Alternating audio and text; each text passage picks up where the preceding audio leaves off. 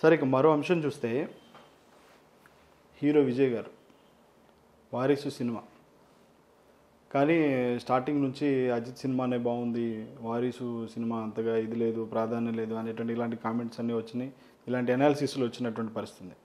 కానీ తమిళనాడులో వారీసు సినిమా వారం రోజులు పూర్తి చేసుకుంది నిన్నటితో, 210 కోట్ల వరకు కలెక్ట్ చేసింది అనేటువంటిది ఇప్పుడు వాళ్ళు ప్రకటించారు సార్. అది ఎలా చూస్తారు అనాలిసిస్? ఇక్కడ దిల్ రాజు చేసిన పొరపాట్లు కొన్ని ఉన్నాయండి. ఏమిటంటే ఆయన తీసిన గోతులో ఆయనే పడ్డాడు. ఇదే తమిళనాడులో 210 కోట్లు విజయాన్ని సాధించిన తర్వాత, అది బాగా స్ప్రెడ్ అయిన తర్వాత ఆంధ్రాలో రిలీజ్ చేశారనుకోండి, 2 తెలుగు రాష్ట్రాల్లో రిలీజ్ చేసి ఉంటే అంతేనా? మీరు చేశారు అనుకోండి, చేసి ఉంటే అంటే అక్కడ 210 crores అచీవ్ చేసిన తర్వాత ఇక్కడ 2 తెలుగు రాష్ట్రాల్లో ఆ వారసుడు సినిమాని మాట ఆడకుండా రిలీజ్ చేశారనుకోండి, రిలీజ్ చేసి ఉంటే ఎక్కడుండేవాడు? ఆ పాజిటివ్ వైబ్రేషన్స్ వెళ్ళిపోయాయంటారు ప్రజల్లో. అక్కడ సక్సెస్ అయిందండి, సూపర్ సక్సెస్ అయింది, సూపర్ కలెక్షన్స్ వస్తున్నాయి. మరి ఇక్కడ 210 కోట్లు అంటే ఇక్కడ మన వాల్తేరు వీరయ్యను వీరసింహారెడ్డి సినిమాల మీద చాలా పెద్ద టాక్ వచ్చి ఉండేది అన్నమాట.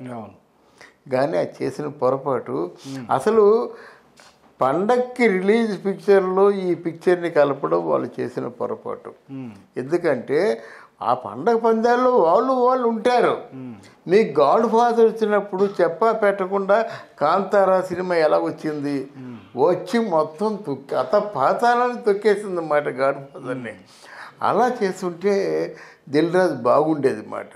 బట్ ఎనీవే పిక్చర్లో సత్తా లేకపోతే ఆ స్థాయిలో ఆడదు కదా. అంతే కదా. కానీ ఇంకా చాలా ఎక్కువ కామెంట్స్ కూడా ఎట్లా వచ్చినట్టు, ఆయన విజయ్ అంటేనే చాలా పెద్ద మాస్ హీరో.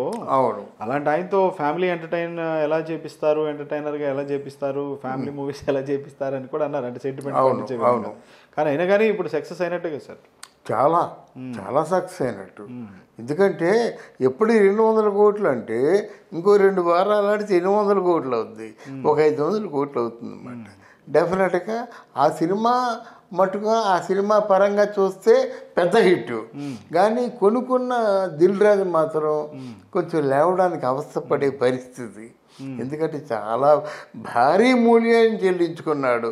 ఈ అనవసరంగా ఈ చిరంజీవి మీద, లేకపోతే ఇక్కడ మన బాలయ్య బాబు మీద ఏమి పండక్కి మీరే వస్తారా, నేను రాలేనా అని ఇలాంటి కొన్ని పిచ్చి మాటలు మాట్లాడి. ఇప్పుడు మీరు ఆ మాటలు అన్నారు కదా సార్. అవును.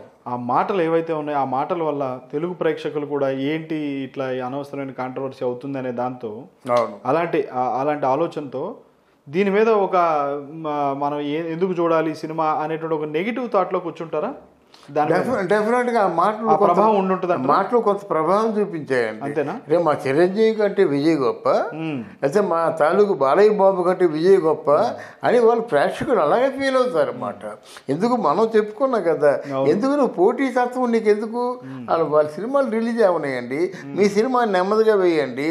అంతేగాని సినిమాలు తెలుగు సినిమాలే ఆడాలా, పెద్ద హీరోల సినిమాలు ఆడాలా, మా ఇష్టం, మీ సినిమా కొనుక్కున్నాం చేసాం, ఆ సినిమా ఆడితే వచ్చే నష్టం ఏమిటి అని ఇలా మాట్లాడుకోవడం వల్ల బలవంతంగా ఆ సినిమా తాలూకు భవిష్యత్తు తన చేతితో తను చెరిపేశాడు అన్నమాట. అవునా? అందువల్ల ప్రేక్షకులు కూడా చాలా వరకు కూడా పాపం. అంటే ఇక్కడ తెలుగులో అది సమయం కాదండి. ఇప్పుడు రీమేక్ పిక్చర్లు కానీ లేకపోతే డబ్బింగ్ పిక్చర్లు కానీ అది సమయం కాదు. అదే 2 వారాలు పోయిన తర్వాత ఈ పాజిటివ్ టాక్ ఏదైతే వచ్చిందో, అవును, తమిళనాడులో పాజిటివ్ టాక్ ఏదైతే వచ్చిందో ఆ టాక్ వచ్చిన తర్వాత ఇక్కడ రిలీజ్ చేసి ఉంటే పరిస్థితి ఎట్లా ఉండేది? చాలా బాగుండేది. చాలా లాభాలు వచ్చి ఉండేవి. అక్కడ 200 కోట్లు అంటే ఇక్కడ కనీసం 100 కోట్లు వచ్చి ఉంటాయి కదా. అంటే 100 కోట్లు పెట్టి సినిమా తీసుకోలేదు కదా ఆయన తీసుకుంటే తక్కువ తీసుకున్నాడు. కానీ విజయ్ కూడా తెలుగులో ఫ్యాన్స్ ఉన్నారు కదా సార్. తెలుగులో లేరండి, విజయ్ తెలుగులో లేరు. ఎందుకు? మనకి రజనీకాంత్, కమల్ హాసన్ తీసుకుందాము. కమల్ హాసన్ సినిమా బ్రహ్మాండంగా ఆడుతుంది, రజనీకాంత్ దగ్గరికి వచ్చేసరికి అంత లేదు. కమల్ హాసన్ని మనం ఆ మరో చరిత్ర ఈ సినిమాల ద్వారా కొన్ని సినిమాలు ఉన్నాయి, మరో చరిత్ర కానీ ఏదో గులాబీ ఎర్ర గులాబీ సినిమా ఒకటి, tick tick tick tick cinema కానీ, విచిత్ర సోదరుల సినిమా కానీ, అమావాస్య చంద్రుడు సినిమా కానీ, మదన కామరాజు అది మైకేలు మదన కామరాజు కానీ ఇట్లాంటి సినిమాల ద్వారా ఎందుకంటే మనకి స్వాతిముత్యం కావచ్చు, శుభ సంకల్పం కావచ్చు, ఇవన్నిట్లో కూడా బ్రహ్మాండమైన పెర్ఫార్మెన్స్ ఇచ్చాడు. మన హీరోగా తీసుకున్నాం. మిగతా వాళ్ళకి ఆ ఛాన్స్ లేదు, మిగతా వాళ్ళకి ఛాన్స్ లేదు. అయితే అక్కడ మాత్రం విజయ్ అందరినీ వణికిస్తున్నాడు. అవునా? వణికిస్తున్నాడు. ఎందుకంటే మిగతా వాళ్ళ ఆర్టిస్టులు, ఈయన ఆర్టిస్టు కమ్ ఎంటర్ప్రెన్యూర్ అన్నమాట. అంటే సినిమాని ఎలా ప్రమోట్ చేసుకోవడమో తెలుసు, సినిమాని ఎలా బిజినెస్ చేసుకోవడమో తెలుసు, అలా తన ఫ్యాన్స్ని సినిమాకి ఎలా ప్రోపగండా చేయడానికి ఉపయోగించడమో తెలుసు కనుక డెఫినెట్గా తమిళనాడులో చాలా మంచి ఆర్టిస్టు. అలాగని అజిత్ కంటే పెద్ద ఆర్టిస్ట్ అని కాదు, అలాగని మన రజనీకాంత్ కంటే పెద్ద ఆర్టిస్ట్ అని కాదు. అలా వ్యాఖ్య చేస్తుంటే చాలా మంది ఒప్పుకోవట్లేదు. నేను ఒప్పుకోను ముందు. అంటే ఒకటి, ఆయన పెద్ద ఫాలోయింగ్ ఉన్న హీరో. ఎందుకంటే మనుషుల్ని మనసుల్ని ఆ ఫ్యాన్స్ని కూడా అలా కాపాడుకుంటాడు అన్నమాట. చాలా మంచి ఫ్యాన్ మేకర్ అన్నమాట. కానీ మరి అజిత్ సినిమాకి ఈ సినిమాకి చూసుకుంటే, వారిసు సినిమాకి కానీ అజిత్ గారి సినిమాకి కానీ చూసుకుంటే కలెక్షన్స్ వారిసుకే ఎక్కువ ఉన్నట్టుగా వినిపిస్తుంది కదా సార్. అంటే అజిత్ సినిమా చాలా బాగుంది కదండి. తెగింపు, నిజానికి తెగింపు వీరసింహారెడ్డి తర్వాత వాల్తేరు వీరయ్య కంటే అజిత్ సినిమా తెగింపు బాగుంది. ఎవరేమనుకున్నా నేను స్పష్టంగా చెప్పదలుచుకున్నాను. ఈ రెండు సినిమాల కంటే తెగింపు బాగుంది. అజిత్ బాగా చేశాడు, దాంట్లో సందేహం లేదు. ఇప్పుడు మద్రాసులో కాకుండా ఇక్కడ తెలుగులో చూసుకుంటే, ఇప్పుడు ఈ రెండు సినిమాలకి వారిసుకి కానీ అజిత్ తెగింపుకి కానీ చూసుకుంటే, తెగింపే కొంచెం బాగుంది.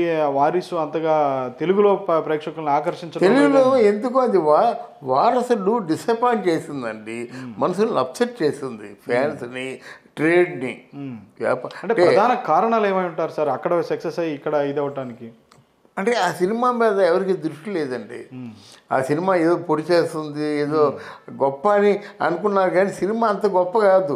అక్కడ తమిళనాడులో మరి ఆడింది కదంటే, తమిళనాడులో ఆయన ఫ్యాన్స్ ఆడించుకున్నారు బ్రహ్మాండంగాను. మీకు అర్థమైందా? తమిళనాడు అంటే ఫ్యాన్స్ వాళ్ళు ఊరుకోరు, వాళ్ళు డెఫినెట్గా ఇంకో 200 కోట్లు వస్తాయి కానీ వాళ్ళు ఊరుకోరు. ఆ విధంగా ఆడించుకున్నారు. చాలామంది అభిమానులు ఉన్నారు తమిళనాడులో, తెలుగులో లేరు.